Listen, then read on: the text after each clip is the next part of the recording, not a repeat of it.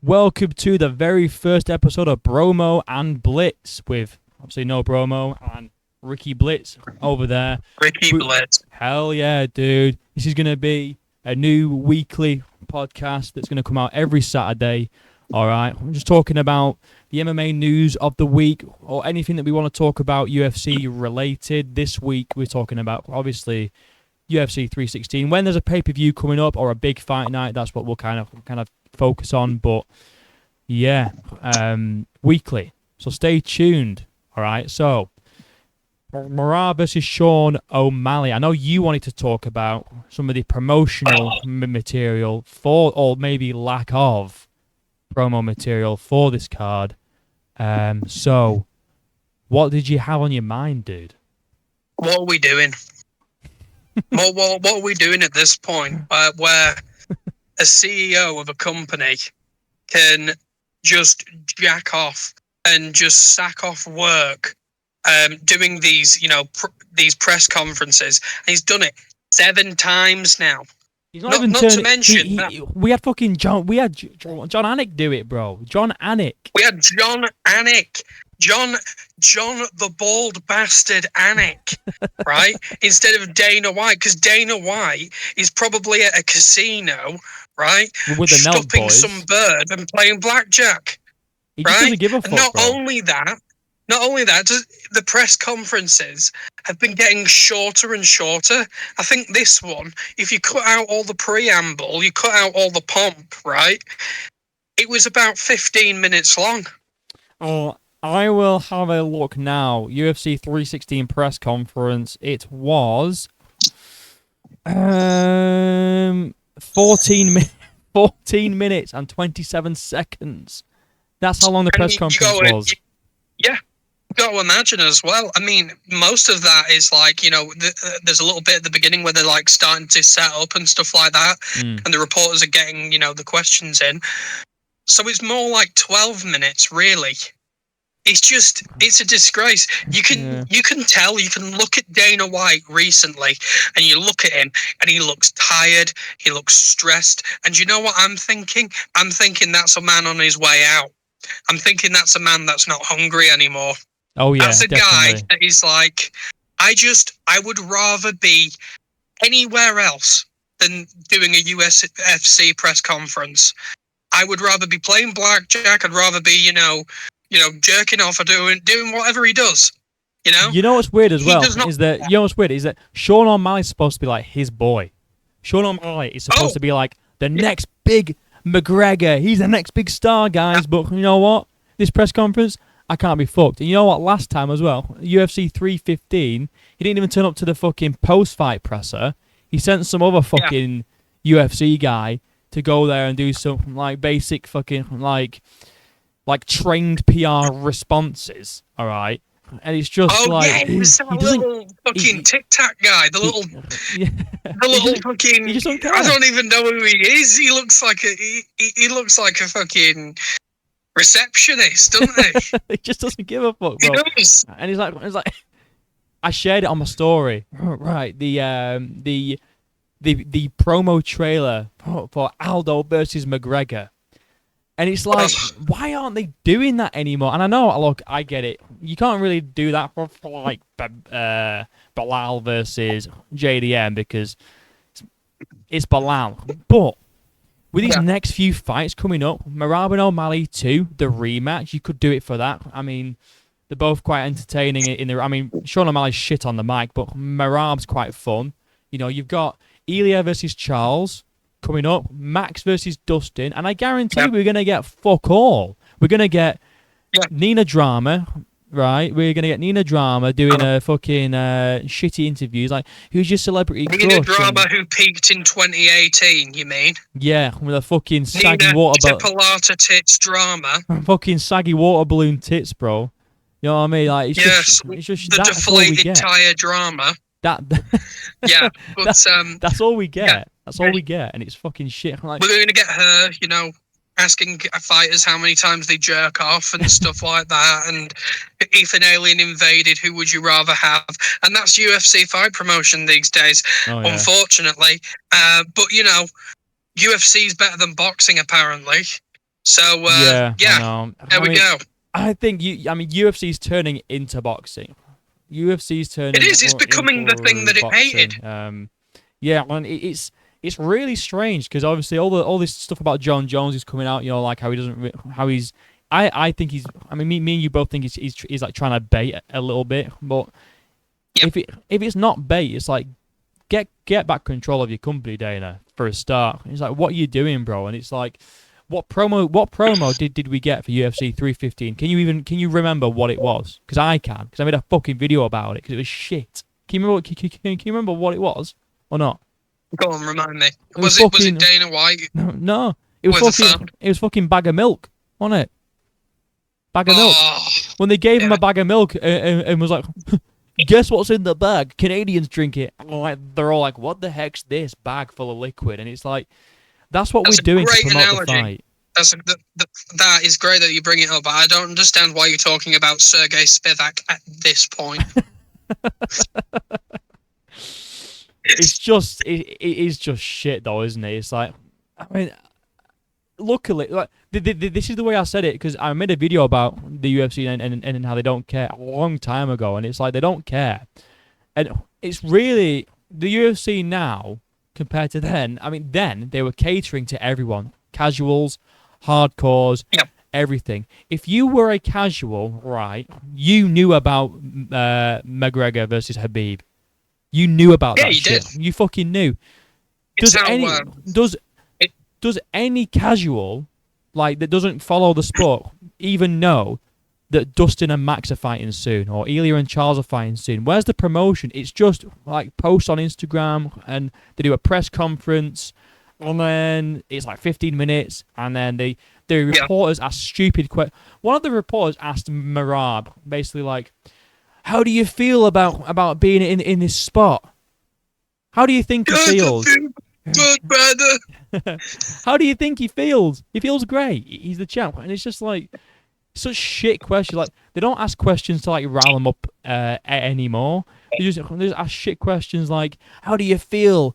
Do you feel good? Ready? Do you feel ready for Saturday night? Like they're gonna say, no, I feel like shit. You know what I mean? It's just stupid shit questions and shit build up. And to be honest, the press conference was shit anyway. Marab, I like Marab, but he can't string a sentence together to save his fucking life, bro. I don't know what's up with him lately. I think we'll get into that when we're discussing it more, but something seemed a bit off with him. But it's a shame that out of the entire roster that's on this card, the most controversy and the most fun moment in the entire conference came from the women. Yeah. Which you don't expect. Yeah. Oh, dude, the women were like, yeah, the women. Kayla Harrison, well, bro. I say women. We have to put an asterisk next to that because it's Kayla Harrison. So it was more like you're gonna go to and you're gonna be stuck in my dick. Well, she actually had a cool line. She said, "You've lost more fights than I've lost rounds." I thought that's a fucking that's a solid line. And then Pena was just being Pena, like just being fucking shit and boring. And then Patchy Mix actually, he's talking some smack. He's making it quite exciting. Patchy, I think we should go through the card. We should go through the card now. Go through the card, get the card up, and we should have a little talk because I got some things to say. I got some feelings.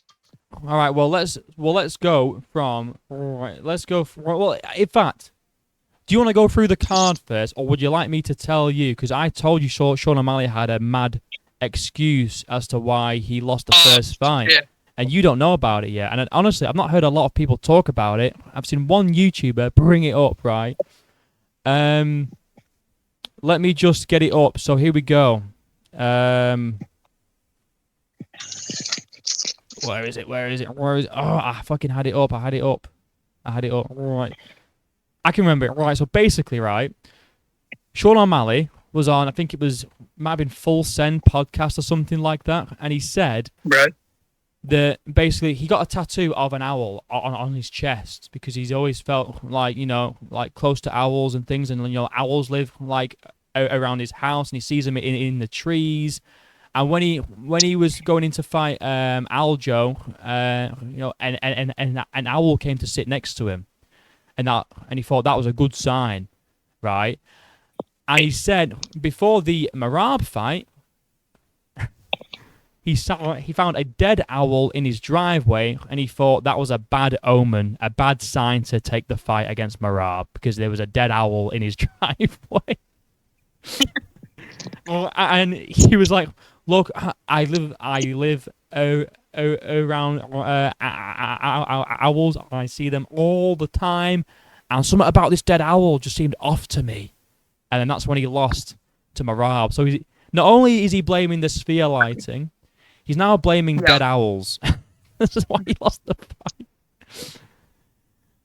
That's crazy.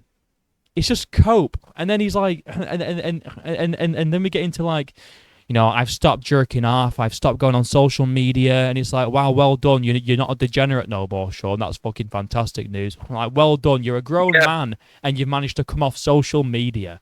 Well done. And then he's like not dyeing his hair, and he's not smoking weed now. Again, wow, Sean, you're in your 30s and you've stopped dyeing your hair multicolored and you've stopped smoking weed. Good job, bro. That's really good. You know what I mean? It's like, yeah, it's true.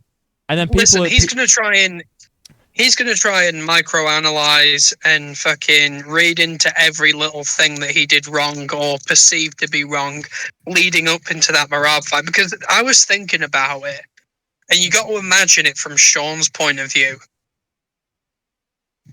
He lost to Cheeto, but it wasn't really a loss. Mm. He got hit in the perennial nerve, and it's not like Cheeto outfought him. He got the win, but he didn't completely dominate Sean O'Malley. He basically lost because of the fluke. And it isn't like Cheeto Vera was like, you know what I'm going to do? I'm going to go in there and target your perennial nerve, bro. He just kind of threw a kick and it landed there, yeah. It was a fluke. Yeah. But with Marab, it's different, isn't it? Because Marab was dominating him to the point where he was kissing him like a woman. Yeah. Yeah. That's to your ego, that does something. Yeah. Right? If another guy is just out wrestling you, he's pinning you down and then he kisses you, Sean feels violated. So he's going to go back and he's going to go back and he's going to look at it and he's going to read into every little thing that he perceives to be a mistake. Yeah. Because that's how he has to cope with it. What I don't like, look, I don't mind if Sean, if Sean copes, I get it, and it's kind of funny. But like when you've got your coach saying things like, it was the sphere lighting. That's when it's like, oh, your coach is now coping. Just say that Marab was better, and your game plan was off. What they should have done was what they were doing in round 5. Really, is going for the body shots, going for those teeth to the body that hurt him. Yeah. And I know he landed a few in round 3, but he should have been getting those off from the get-go, staying at range, kicking range. Exactly. But they come up with all these reasons. Oh, there was a dead owl in my drive. It was the sphere lighting. It was because I was smoking weed. It's because I was jerking off. Blah blah blah blah blah. And it's like none of these things were an issue. Not like the sphere lighting, because that was a one-time thing. Not like the weed. The video games, the social media. None of that. The jerking off. None of that was an issue up until Marab. So it's like, well, was it all that, or is it just that Marab's better? Yeah. I'd go even a step further. I'd say that those things were part of his personality. They were part of the Sugar Sean brand. Yeah, they are. Yeah. It's kind of it was like what you came to expect. It's like why you liked him, because he is kind of a gamer. He's kind of a stoner and stuff like that. And to have it like this huge personality shift, it's telling. And I think if I'm a Rob, I'm confident because I've reshaped this guy's whole personality, his whole mentality overnight. Yeah. I'm becoming incompetent with that. Yeah. But well, I've seen people. Well, I say people. I've seen 2 MMA YouTubers so far pick Sean O'Malley, and obviously one of them's Guru. He reckons he's going to get a knockout on Marab. His reasoning is, I watched his prediction video. He said basically what he said in the first fight. There's 25 minutes in there with Sean, and you have to not get you have to make him, you have to try and keep him off you for 25 minutes, and he's got 25 minutes to land that one shot. He's basically saying the same thing again this time. He has 25 more minutes to land a shot, and it's like, yeah, but that was the same thing in the first fight, wasn't it? I mean, unless Sean comes in and targets the body from round one, I don't see this fight going any differently. And maybe even then, I think Merab's going to expect that now, after how it affected him in the final round. He's going to expect that, and I think he's going to be pressuring him more. Merab needs to keep on his inside, away from kicking range. Yeah, that's where he's going to be in big trouble. But yeah, I just found the excuses quite funny. I just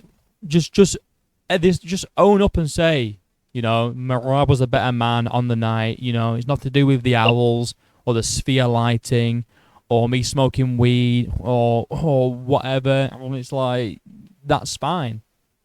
But it's like when fighters say, it's like when fighters say, no excuses, but here's a load of excuses, and it's like, well, they are excuses then, aren't they? Yeah, like I was gonna say, he does give Merab his props and then sprinkles in a bunch of excuses, and fair enough. The only thing I would say I believe Sean on is that he was injured going into that fight. I believe that. Okay, in that same breath, Merab's always injured in every single fight that he goes into. I mean, he was injured. That's true. I mean, going into this fight, I'm pretty sure I saw. Well, I did see a video. He's broken his pinky toe. He has. Like, he's broken his toe. He has. Going into this fight, and it's like he was injured going into the fight against Umar. He won that one. He was injured going in against Sean the first time. He won. Now he's injured going in again. I don't think it really matters. And I know that I watched Countdown, and Merab and his coaches said that they're going to try and finish Sean in this fight. I think that's a silly idea. Well, I don't think it's going to happen. I think Merab in his whole career has had like 5 finishes, 1 by sub. What I find crazy is that he's got the most takedowns in UFC history, but only 1 submission win. That's crazy. It's fucking But the nuts. thing is, I think what makes Merab so strong is the simplicity of it. And I don't mean that in a bad way. I mean that he doesn't have the best stand-up. He doesn't have the best boxing or the best kicks. All he has, his 2 biggest attributes, are cardio and wrestling. That's it. Yeah. But he's so amazing in those 2 areas. He doesn't really need much else. He's not like he needs to be aesthetically pleasing with striking or anything like that, because he knows he can outlast you. And that's a tough guy to deal with. I mean, it's like, you really do need to land that one lightning bolt shot. But I just think that Merab, with his wrestling and, his pressure and the cardio, I think he's got too many weapons and he's got too many ways to win. And that's why I reckon he'll win. Yeah, I think he'll take it to a decision again. Yeah, but you forget one thing, dude, is that Sean O'Malley stopped watching porn, so...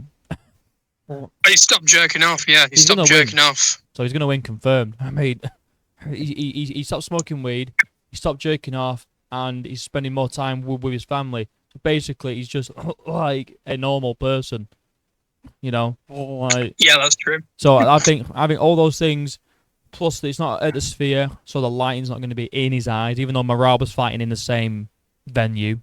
Yeah. He actually saw I'm pretty sure I read that he saw a live owl this time. He saw a live owl? A live owl, not a dead one. Shit. We didn't take all this into consideration when we made our picks, dude. Like, I'm going to have to backpedal. Well, it's just funny. I mean, look, Sean has a chance. Sean always has a chance. Well, I've said it before and I'll say it again. I think his career is very manufactured, and it's been a lot of his fights have been in favor for him.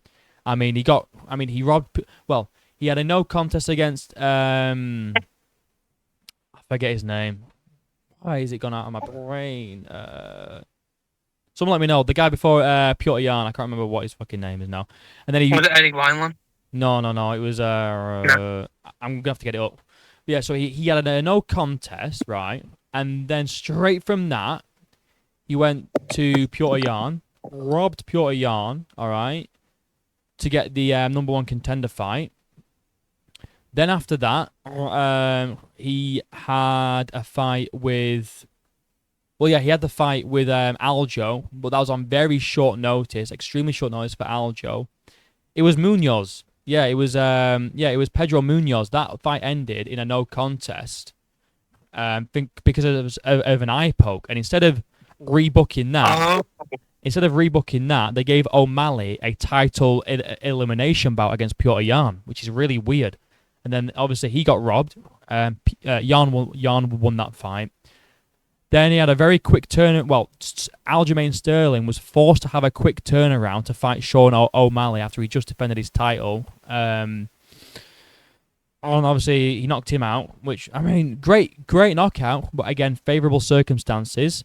He then handpicked Chito Vera for his first title defense so he could get that win back, and it was just a human punching bag. Chito Vera is shit. Yeah. He just is shit. Well, then when he comes up against a fighter who's not like handpicked, he's not got any advantage over in terms of like short notice fight camps or anything like that, and when it's so lopsided that it can't be a robbery, he loses. I think I don't think he was ever that good. Or Sandhagen. You're sorry. That's why he never really. People used to be like shout for him to fight Dominic Cruz or Corey Sandhagen. Oh yeah, I know. It just hasn't happened. Well, it's like before Piotr Jan. I mean, it's just all unranked.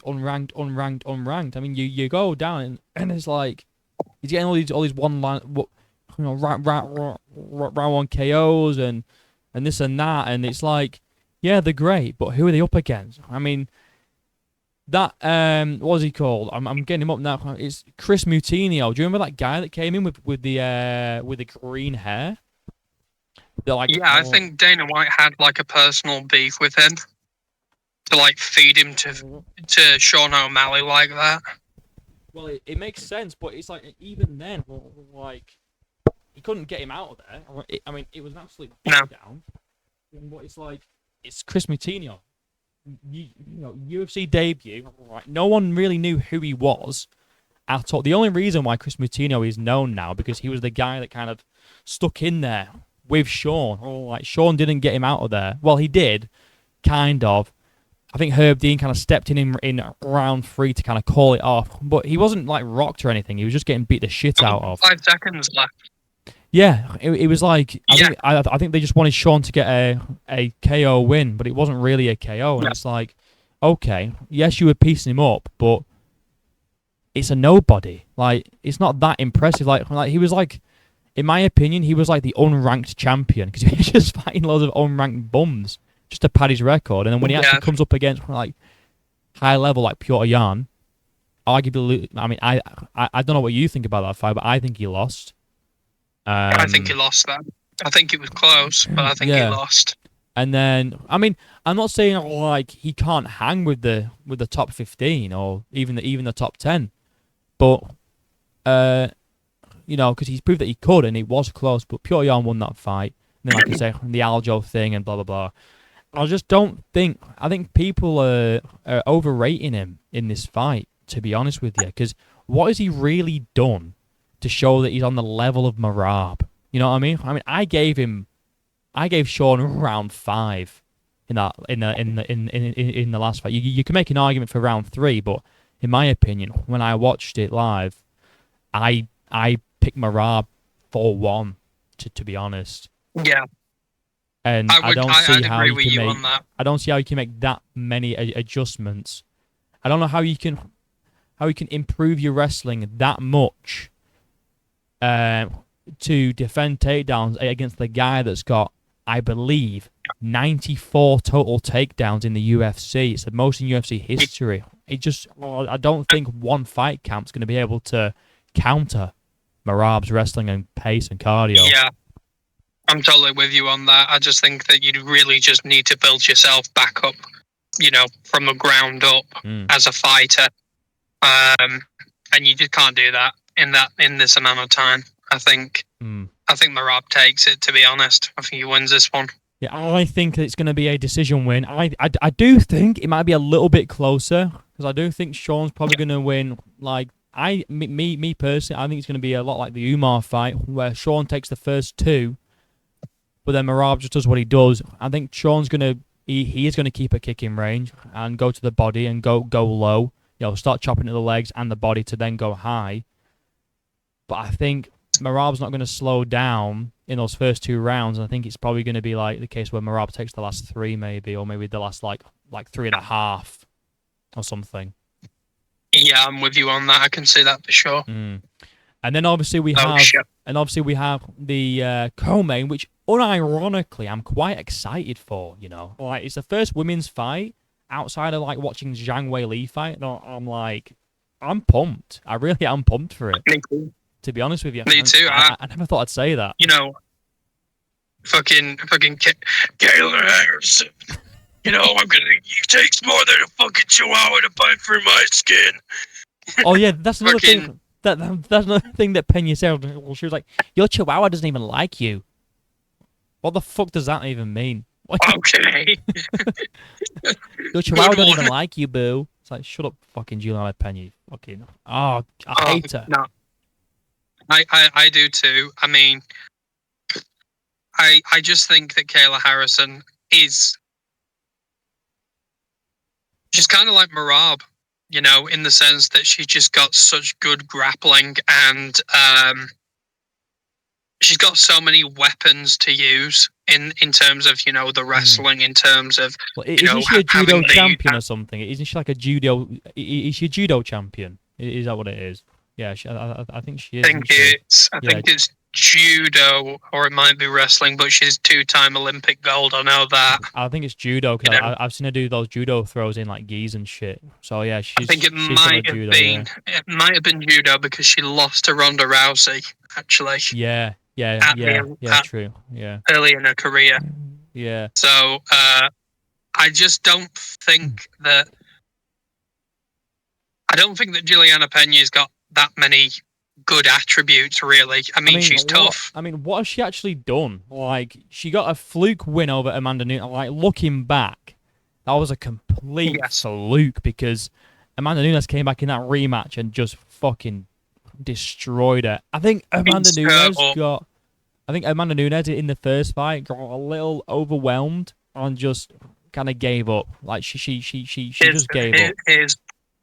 Let me tell you something. Here's the fucking thing, right? Go on. Amanda Nunes got Rocky 3'd. And what I mean by that is, do you remember in Rocky 3 where Rocky's got he's got all the fame now and all the money and he's training in like the best facilities and he's like taking photographs and stuff like that. And then you cut to like Clubber Lang, and Clubber Lang's just bare bonesing it, he's running, in the streets, he's training like a demon, he's got nothing. Well, that's the same case, I saw Amanda Nunes in the lead up to that fight and she's decked out in Gucci and she's got the shades on and stuff like that. Is that Alex Pereira, isn't it? Yeah, I said to you, she's going to lose. And he was like, what? And I was like, she's going to lose. She's got the money has made her soft. It's like Mickey said, you got civilized, and it's that. And she got Rocky 3'd, but then also in the rematch, she came back and she frankly beat Juliana Pena as if she owed her money. Yeah, it was unbelievable. And it's like, Pena, I don't even understand how she's champion because she got beat by Nunes and then she got a title rematch, I'm pretty sure. Again, well, not a rematch, but I'm pretty sure she got an instant title shot against Pennington. And Pennington won that fight, in my opinion. It was kind of a robbery. And it's like, she's now just... She's a champion from a fluke victory and a robbery. It's like, what has she actually done? Like, I don't really know how she wins this fight. Like, I can't see any path to victory for her. Because what she's going to do Because is... you're not winning it on the ground. What she's going to do is she's going to blitz forward with her shit punches that she does, and then Kayla's just going to take her down. And that's going to be it. Kayla's going to pin her down. And, you know, the moment Pena feels that semi-hard cock from Kayla Harrison digging into her, she starts feeling that she's going to crumble. That's the cardio gone. Yeah, she's going to cream all over the place. And, she's, you know... Well, I just don't see a work. I mean, maybe she can fluke it again. I don't know, but she's not really good anywhere. Like her striking is shocking. Well, yeah, I mean she's pretty. I mean, if you look at the choke she got on the choke that she got on Nunes, you know, she didn't have her hooks in, wasn't under the chin. She wasn't even in the right spot to do it. Nunes just kind of gave up. She didn't have any hooks in, wasn't under the chin. She wasn't like locked in. It was just kind of like, I'm just gonna try and crank this and see if it works. And I mean, it did exactly. But you can't do that against Harrison, bro. Like she's got good grappling, and if you're not in the right spot, you're not gonna get that shit. And if you're not in the right spot, she's gonna shuck you off, and she's gonna get in the right spot. That's what's going to happen. I think the moment that Kayla Harrison gets a proper hold of her, she's going to be like, fuck. Yeah. This is a different kind of strength. This is man strength. This is Olympic... Yeah, this is man strength. You know? She's looking good, though, Kayla Harrison. She's like me. She's fucking trimmed a mustache for this fight, you know? Yeah, dude, you look just like Kayla Harrison. Honestly, I was thinking that when you jumped on the call. God, I wish I was that handsome. Oh fuck hell! Yeah, I just don't see how I don't see how Pena wins. I mean, I could even see. So go on. I could even see like Kayla getting a TKO, ground and pound. Yeah. I mean, I think Kayla wins it on the ground, definitely. Either that, or it's going to be a 5-round smudger, where she just controls the whole fight on the ground and doesn't really do an awful lot. I hope it's not that, because I think I saw a stat, or one of my chat told me a stat, that there's not actually been a finish in a women's championship fight since 2023. Which I find fucking crazy. Yeah, it's just crazy. It's insane. And the fact that that's the case, we need a finish. We need the women to finish. I just wish every fight was Yun Jacek versus Zhang. Oh, dude. Gruesome. That is not even that isn't even one of the best women's fights of all time. That's one of the best fights of all time. Period. Like men or women, like that's what it needs to be. Like we need women. The thing is as well, right? I can see this happening. If it does go to the scorecards, who do you think they're going to give it to if it's close? Who do you think they're going to give it to? I mean, because the winner of this is fighting Nunes when she comes back. So who are they? What's more marketable? Nunes Pena 3? Or Nunes versus Kayla Harrison. You know what I mean? Harrison. That is good. And I think Nunes beats Harrison, but I mean, that's tough.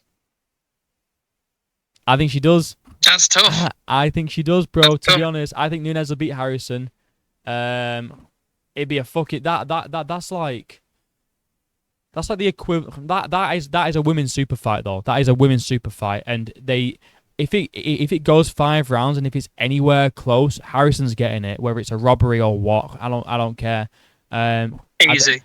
Pena needs to win this convincingly or finish Harrison, and I don't see either of those things happening because they are going to want to set up Harrison versus Nunes for like a women's super fight. That's what they're going to go for, and Pena's not like she's fucking shit.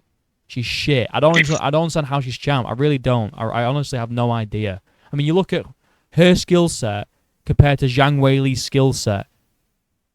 It's just like night and day. And I know, like, you know, other men's champions are more skilled than other men's champions, but all of the men's champions, they're all really skilled in like in like their own way. You know, you've got like Pantoja. He's just like Oscar, shut up.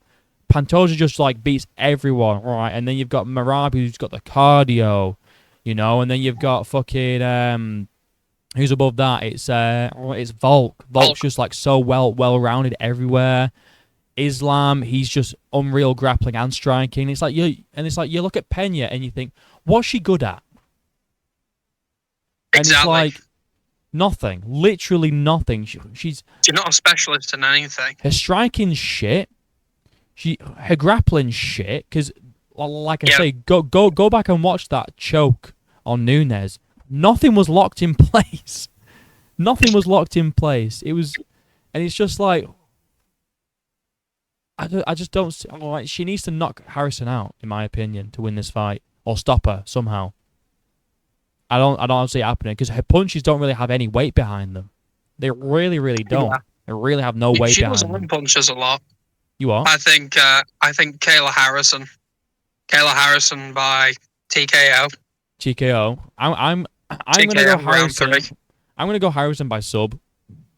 I can see a ground and pound TKO as well. I mean, either way, I just hope that we get a nice little finish in a women's championship fight because we really need it. We really need it because we haven't had one in a very, very long time since Nunes last fought. You know, and it's just how are these women not able to finish each other? And I get it's like women, you know, like they're not as strong as men or whatever, so they don't have more power. But come on now, like what are we fucking waiting for? You know, it's just. I feel you. Let's get a finish going. And then we go down the card. We have Gastelum versus Pyfer. I'm picking Joe Pyfer by KO, bro. I don't know how much there is to say about this because I don't think there's a bigger what-if story than Kelvin Gastelum. Yeah. What if he could cut down to welterweight, keep a handle on his weight? Yeah, I know. Yeah, it's crazy. When he was in his prime, he could have been that champion. He just misses weight too much. Like, I mean, he's made weight. I'm pretty sure. I've not heard that he hasn't, but it's like he's 5'9". He's 5'9". Fucking 9. Joe Pyfer's 6'2" or 6 foot or something like that. I don't know. I think Joe Pyfer's 6 foot. He's got a 4-inch height on Kelvin, and it's like, how are you a welterweight? How are you that undisciplined that you're fine? He's like lightweight height. You know what I mean? Yeah. He's like lightweight is a 5'9" or 5'7", whatever. I tell you, around that height. We were told in the Ultimate Fighter, like Gastelum's got like this crazy wrestling and stuff like that, and I think that he at one point did have like really solid wrestling, but I think he fell in love with the striking and he's just not disciplined enough. And I'm not satisfied that he's active enough. I think it's safe to say that he's coming out of his prime. You know, he's closer to the tail end of his career than he is to the beginning, really. And I think that Joe Pyfer... Sorry, go on. Carry on. I think Joe Pyfer is he's going to body bag this guy. You know, Joe body bags Pyfer. He's going to body bag this guy, unfortunately, and he's going to send him packing. Well, if you look at Kelvin Gastelum's record, I keep calling him fucking Kevin, fucking retard, bro. If you look at his record, right? His last 5 fights that he's had, he's 2-3. And if you go past that, if you look at his past, let's see, 1, 2, 3, 4, 5, 6, 7, 8, 9, 10. His last 10 fights, he's won 4 of them. He's lost 6 times in his last 10 fights. And it's like, he last fought last June, so it's like coming up to a year since he last fought. And yeah, you know, like Joe Pyfer got fraud checked by Jack Hermanson. But I think someone like Kelvin, he's not very disciplined. Like you say, he's basically a what if. He had that great fight with Adesanya, but then since since that great fight with Adesanya that he didn't win, he's won 3 times since 2021. He's won 3 fights. The rest have been losses. You know what I mean? And I feel like someone like Joe Pyfer with the height advantage, 4-inch height advantage, you know, he's looking shredded. Like a blown up Jason Coffee tooth. Yeah, he does. He looks shredded. He looks diced. He's got those powerful hands. I think he can keep Kelvin at range, and then when Kelvin tries to go in, I think he's gonna catch him, and I think it's gonna be a knockout for Joe Pyfer on this one, and I think this is where Joe Pyfer gets back on track, and it's like, yeah, this is what I'm all about. Give me, you know, let me prove myself. Let me try one more time. You know. I reckon round 2 or maybe 3. Yeah, I'm gonna go round 2. I can see that happening. Maybe like a feeling out process in round 1, and then when he gets his, you know, finds his rhythm, boom, round 2 comes. Nice little KO. I see Kelvin coming in like blitzing, you know, trying to fucking wade in, and then he just gets dropped. Yeah. Because that chin's cracked, I think. Yeah, well, like you said, man, I really think he's coming to the tail end of his career too. And if we look, let me just have a look at him for a sec. He was born in 91. So how old does that make? Let's see. Oh well, I mean, he's only 33. To be fair, that's not that old. But like I say, 5'9". There's a lot of wear though. Yeah, 5'9" at welterweight. Middleweight. Sorry, his record's 19-9. I just don't think he's on a 1 fight win streak, and it's like, but like I say, you look at his past fights. His past 10 fights, he's won 3 of them, or 4 of them, whatever. Yeah. Three or 4 of them. I think I said. It's just not looking good for him, and I'd like you said, I think he is on the way out, and I think Joe Pyfer's on the way up. It'd be a good win for him to get anyway, because then he can be like, see, I'm not a fraud. I'll try someone higher than Kelvin. You know, I think it's... I knocked out the guy he couldn't. Yeah, true. I mean, out of his prime, fair enough, but it's a good name to have on your resume as like a up-and-coming prospect, you know. I think it'd be a good win for him. Now, we've got down the card again to Batista versus Patchy Mix. Oh. I think... Well, in fact, what do you think first? Who do you think's winning this one? I think, well, I mean, I've been looking at Patchy Mix, or as he's called on the regional circuit, Pick and Mix, because he's tiny and sweet. I am a huge fan already of Patchy Mix because honestly, he's giving me the kind of aura that Tony Ferguson gave me. Yeah, that kind of old school blades and shades kind of fucking aura. You know, he's coming into it like he's a threat, like he's just a violent threat. And I think we need this. We need somebody coming in from the UFC, coming in from a different sort of organization, and, you know, consistently winning, because that should have happened with Patricio Pitbull. But, you know, and Michael Chandler. Got absolute... Yeah, and Michael Chandler. But I think Patchy Mix could probably win this fight. He needs to be aware of Mario Batista's clinch work.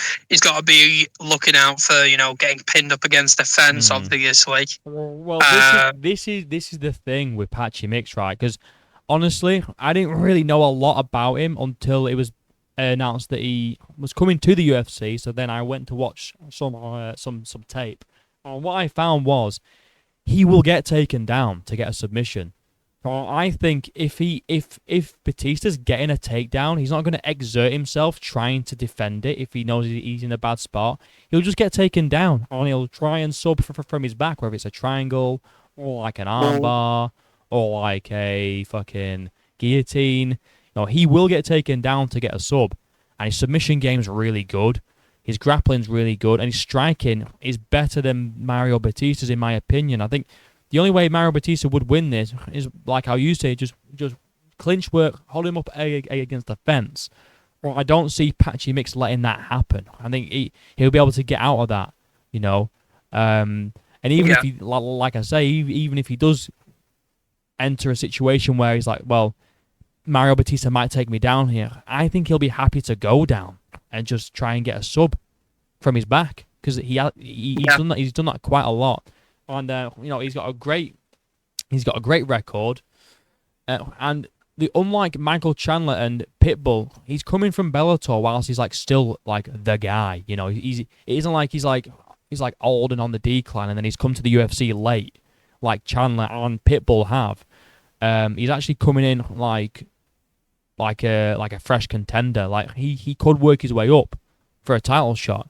And that's what he was saying at the press conference. Like I am the bantam. Like, I have got the best record in the UFC bantamweight roster so far, and he's talking all this smack. And like you say, now you mention it about the Tony Ferguson thing. I was watching him thinking like, that reminds me of someone, but that gives me the same vibe as someone. And now you've just said Tony Ferguson. It's the same sort of like way he talks, the way he's just so nonchalant. He doesn't give a fuck. He's just up there. It's almost like he doesn't want to be there, but like he knows it is his obligation to be there for the presser, and he just wants to fight. That's what it gives off to me. And yeah, we need that. And we need someone to show Mario Batista what he gets for doing what he did to fucking Jose Aldo. All right, we did not forgot about that shit, and he needs to pay. Yeah, unfortunately, I reckon Patchy Mix is gonna fucking scalp Mario Batista. He's gonna you know, add his scalp to his belt. So I reckon I'm backing this guy. Wins though? How do you think he wins? That's the question. I reckon either decision or a late sub. I'm thinking a submission, to be honest, in like maybe round 2. Because it is only a 3-rounder. I can see them having some good exchanges, like some good grappling exchanges in the first round. And then he'll probably go back to his corner and they'll have a little chit-chat and be like, right, do this, blah, blah, blah. And then he'll come out in round 2. And I think he'll get a submission. I mean, like I say, great submissions. He'll happily go down with a takedown to submit from his back. Obviously, Jose Aldo doesn't do that, so he was just trying to stay up, and he didn't want to get taken down, which is fair enough. But Patchy Mix, I don't think he minds. I don't think he'd care too much to go down, and I can see he's that. He's a fireman. He lives in the fire. Yeah, yes, he does. Oh, yeah, a bit of Teddy Atlas there, yeah, man. I like that. Right, so then we go on to the jobber opener of Luque versus Holland. What do you think? Also, can I just say, Kevin Holland is a fucking clown, bro. I was gonna do a video on Kevin Holland, the whole with his whole media day thing. I don't know if you watched that. But I did. But then I thought, why not just save it for this? Because everyone's already talked about it anyway, and I figured we're doing this anyway, so let's just leave it for this. So like he's such a salty little bitch, isn't he? He's just such a salty little motherfucker. Is there a guy that has ruined his like how the fans perceive him more than Kevin Holland? Or as quickly as Kevin Holland? Yeah. Because the thing is, before like turning the clock back into like pandemic times, Kevin Holland was this fun, trash-talking fighter. You know, he wasn't the most skilled fighter ever. I can remember with him talking about like wanting to fight Izzy, which is hilarious looking back on it. But he had the fans backing. He fought regularly, you know, and I think people really appreciated that. After this Rampage Jackson thing, I've never seen a community like sour to somebody so fast, and it's just fucking wild, man. It's wild the way he's been acting. Yeah, it's just like the thing is that he's blaming the Jackson podcast as a reason why he's not doing interviews no more. But it's like he's acting like they brought the animosity, and it's like. You brought it. Like, you just started shit with Rampage. You know what 45-70 is? Yeah, exactly. he started beef with Rampage because Rampage made a joke about him covering up MVP Snake like that. Said he, and it's like, are you not? Are you like what? I don't know what. I don't know how to explain it other than like he's just a fucking woman, isn't he? You know what I mean? like because like men, their whole like let me try and explain this. So like with women, we're like they're friends, right? And they don't really like to an extent like take the piss too much because well, fuck it. They're more sensitive than guys are, right? Yeah. So like it's all like friendly, you know, like maybe they'll have a joke, then they'll be like, oh, you know, I'm only joking or whatever. And it's like with guys, like me and you, bro, like we just fuck it, like we'll just insult each other, and then we'll just like move on and just carry on with normal conversation. Like it's just what guys do. They take the piss out of each other constantly, and it's like Kevin is getting so butthurt over a little shitty joke, and he hates Rampage that much because he made a joke, and he's like, you're supposed to be like a fighter, like a tough guy. He's a guy that talks shit too. Like he's got one of the biggest mouths in MMA, and he's upset because Rampage made a little fucking joke, and then he brought all that animosity, trying to like Lil Bro Rampage because he didn't know what a type of ammunition a 45-70 was, and he's like, what? Yeah. Why? Like, what's the point? And then he's blaming the Jackson podcast for ruining the interviews for everyone else. It's like you ruined it. You ruined it for yourself, bro. Like, I think even before that, in the conference, he was just weird.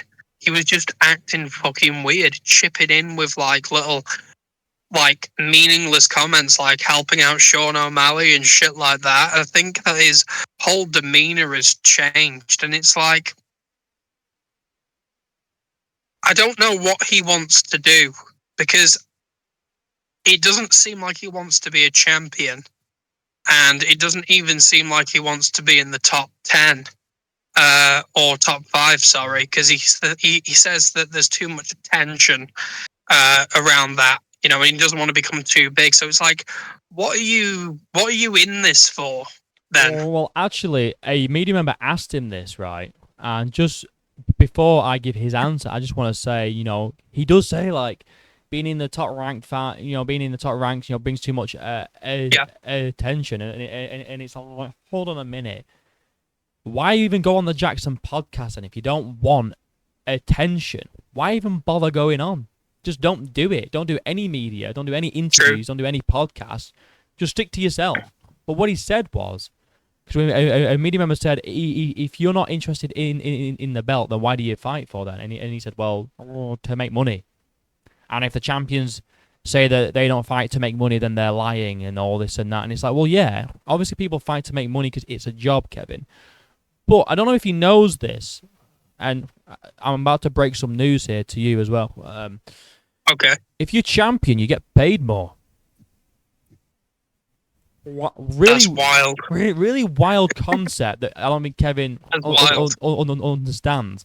But really what it comes down to is, it's just cope because he knows he knows he's not good enough. And if he just came out and said, "Look, I don't think I'm good enough to be champ, but I'm gonna keep turning up and fighting and putting on some good, putting on a good show," so I would respect him more for being honest. You know, it's like I've started training at MMA now. My goal isn't to be the fucking best in the world.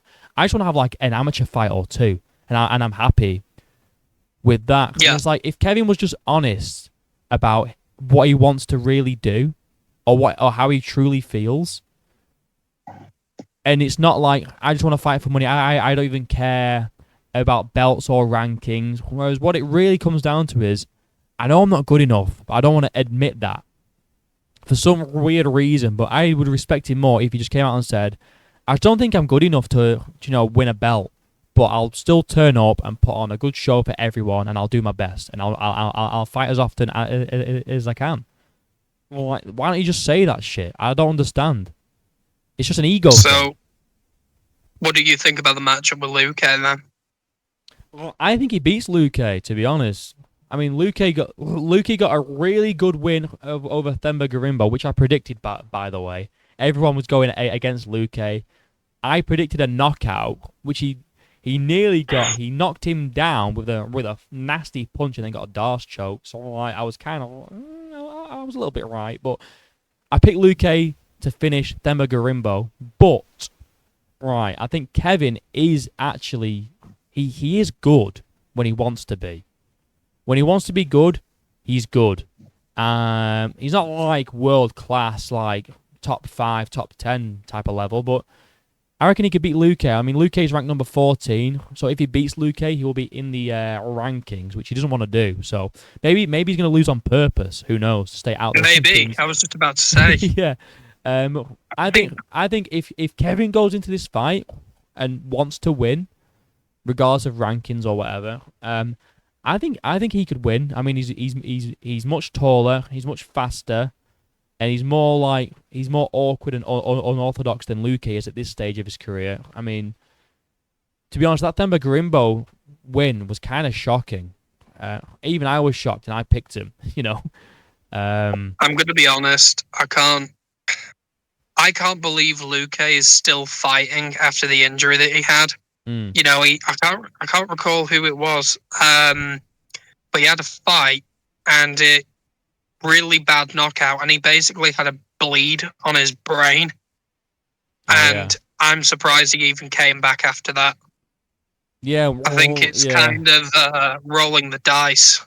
Oh yeah, I mean, to be fair, it might have been against. Well, he got knocked out by Jeff Neal. I remember watching that. Jeff Neal That was it. Jeff Neal peppered him with uppercuts, just going bang, bang, bang, and basically he was just up against the fence going like that, just taking all of them. That was it. Yeah, that doesn't surprise me. Yeah, that doesn't surprise me. I think he's just like. So I think it's hard to back him. Yeah, he's just a bit. He's kind of like Kelvin. He's just over the hill, isn't he? He's just a bit washed now. It's like these fighters don't know when to stop. And I think, although we all like to clown on Kevin Holland for like losing constantly, or like win one, lose one, win one, lose one, but when he actually does try, he is pretty good. Maybe it's just against like bad opposition. Like obviously he beat Gunnar Nelson. It's like why wouldn't he beat Gunnar Nelson? I think honestly. Look, I think his best win, like Holland's best win, has got to be Buckley. That's aged really well. Oh, that's aged so well, bro. Oh, that's aged really, really well. I would like them to get a rematch at welterweight. I think that'd be quite fun. But then again, it's like Kevin would have to move up the rankings and get up there, which he doesn't want to do because it's too much fame and more. And it's that's true. And it's too much money. It's too much money. So yeah, I don't know. I just think, I think, you know, much like Kelvin Gastelum, I think that Luque is kind of done. He's over. And yeah, I think Kevin Holland's really going to get it done on Saturday, to be honest. And he will be ranked, so whoever wants to fight from there, maybe he'll just purposely lose so he's not ranked, and then he can cope some more. Like, I only lost because I don't want to be ranked, guys. It's not because I'm shit. You know what a 45-70 is? No, exactly. Shut the fuck up. Exactly, that's what I mean. It's wild, but yeah. So UFC 316 this weekend. Well, actually, when this goes up, it's tonight because I'm uploading this on Saturday at lunchtime UK time. So it's for UFC 316 later on today. I'm excited for it. I mean, after last week, it can't be much worse than last week. You know, when the fucking main event didn't even happen, and like it can't be. I mean, it's not like an Unreal card. Like we have Kevin Holland and Luque on the main card. I don't know why that's on the main card. And same with Gastelum and Pfeiffer. That's a prelim fight. That's not a main card pay-per-view fight. You are? I'd have put the heavyweight fight on the main card instead. Yeah, actually, yeah, that makes more sense. Like or I mean, they could have had Gaslam and Piper could probably like main event like an Apex card or something. Like it's not like a pay-per-view main card worthy fight in my opinion. You know what I mean? The king of the Apex belt. Yeah, exactly.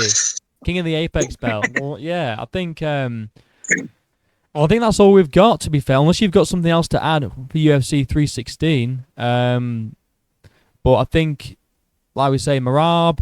I think we're in agreement for all these fights, to be fair. We're going Marab, Harrison, Pfeiffer, Patchy, and Kevin Holland. I think that's the picks, isn't it? So, unfortunately, yeah, for the Kevin Holland one, yes. Europe. Yeah, I mean, I would like to see him get knocked out. That'd be fucking glorious. So then he can, and I would love to see the cope that he would have for that. But yeah, just talking about Jackson podcast threw me off. I'm gonna go play with my 4570s. Shut the fuck up. That's funny as well that he thinks that he could take Rampage in a fight. Like he'd fucking eat him alive, bro. Eat him alive. He's like a little wink compared to Rampage. He is, bro. It's fucking crazy. Anyway, that's episode 1 of Bromo and Blitz. Stay tuned for next week, where I believe we've already said that we're going to be talking about the downfall of the UFC. Is that right? Is that what we're going into? Question mark? Question mark? Stay tuned. Stay tuned. All right, so if anyone's still watching, appreciate that. All right. I'm not expecting this to really do any mad numbers to start off with because it's pretty long. I mean, some people might tune in, but you know we're gonna keep doing this every Saturday. All right, so stay tuned for it. And if it's a pay-per-view or an important fight night card, that'll be like the main topic. But if not, then we'll just talk about the week of MMA news, if there is any, or anything that we really want to talk about. Like I say, next week it's just the downfall of the UFC because it's really be going a mixed downhill. bag. Maybe a patchy mixed bag. Oh. And on that note, like and subscribe. All right, my links are down below. Do you want me to link your stuff, your TikTok and that? Because you do art and stuff. It's all good, bro. It's all good. It's all good. This is about the Bromo brand. All right, no problem. Well, like and subscribe. My links are down below. Until next time, I'll see you in a bit. Goodbye. See you in a bit.